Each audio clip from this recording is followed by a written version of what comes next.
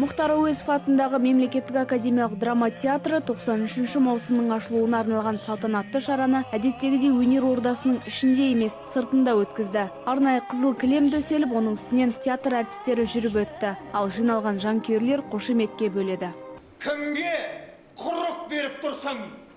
Сен екеуміз бір Құнанбайдың баласымыз.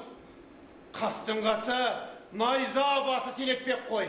Биыл жаңа маусым Абай трагедиясымен ашылды. Мыңмен жалғыз алысқан ол ақынның өткені сахналанғанда, отырғандар қалың ойға шомып, Абай трагедиясы халықтың трагедиясы екеніне көз жеткізді. Алғаш рет Асқар Тоқпанов сахналаған бұл қойылым өнер ордасында 1940 жылдан бері қойылып келеді. Әр маусымда жаңа қойылыммен толықтыратын театр ұжымы былтыр 3 жаңа спектакль ұсыныпты. Биыл да көрермендерді бірнеше тың қойылыммен қуантпақ. Шыңғыс Айтматовтың биыл 90 жылдығы, соған арнап режиссеріміз Дина Жұмабаева ғасырдан да ұзақ күнді сахналап жатыр. Дәл қазіргі кезеңде труппаның екінші жартысы қазақ театрының тарихында тұңғыш рет қазақ тілінде сахналанып жатқан Лев Толстойдың Анна Каренинасы драмасымен айналысып жатыр.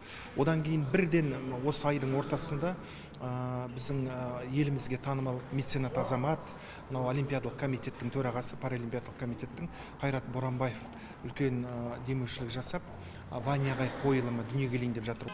Өнер ордасында осы жылы КСРО халық артисі Асанәлі Әшімов және жазушы Қазақстанның еңбек сіңірген қайраткері Ақселеу Сейдімбек бірігіп жазған Күн астындағы күнекей қыз ертегісі сахналанбақ. Сондай-ақ театр ұжымы Түркияның Адана қаласындағы өтетін фестивальға қатыспақ. Түркі тілдес елдер арасында өтетін мәдени шарада Қорқыт қойылымы көрсетілмек.